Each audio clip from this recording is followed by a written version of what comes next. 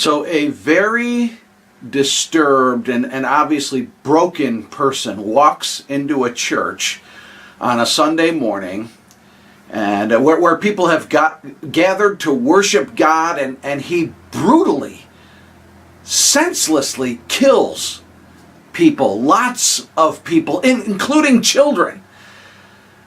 That's what happened yesterday at a church in a little town called Sutherland Springs, Texas. I've had a couple people ask me if I can explain this, or Dan, can you make some sense of this for us? And of course, on the one hand, the answer is no. No, who can make, this doesn't make sense. It's incomprehensible. It's disturbing, it's heartbreaking, it's inexplicable, it's sad, it's baffling. How could anyone do what has to happen to a person that they could do this? No, you can't explain it on the one hand. On the other hand, I can offer a partial explanation. I'm not saying this is complete. I'm just saying partial.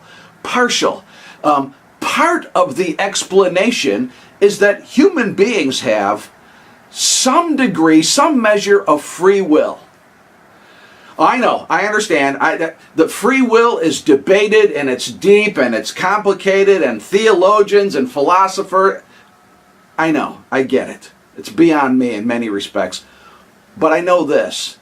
To some degree or another, on some level, we human beings do have some measure of free will. We make real choices. And free will, by definition of the concept, it includes the freedom to do things that are bad and immoral and wrong and extremely hurtful and just plain evil. In fact, all of us have chosen to do things at one time or another that we knew were wrong. I'm not trying to equate what happened yesterday. Nothing like that. Nothing at all on that level. I'm not saying that. I'm just trying to explain from the standpoint of free will. We know what it's like to choose to do something that we knew was wrong.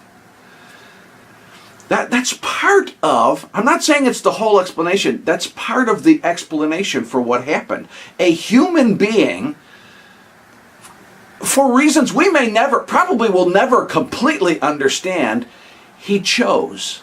This was deliberate. He chose to do something unthinkable, something evil. There is such a thing as evil.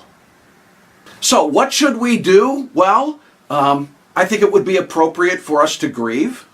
The Bible talks about grieving with those who grieve. That would be appropriate. It would be appropriate for us to pray. Lord, help us. Help the victims. Help our culture, our society.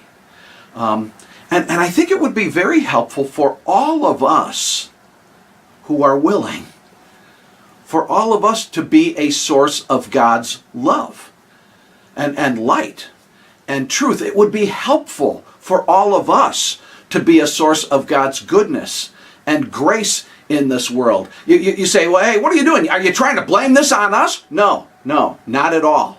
Not at all. I'm just saying, look around. Our world could use some more goodness. You say, I'm just one person. I mean, what good does it even do? Just one, I don't make a difference. I understand that feeling, I really do. But, a society is made up of people. That's what it is. It's a whole bunch of people.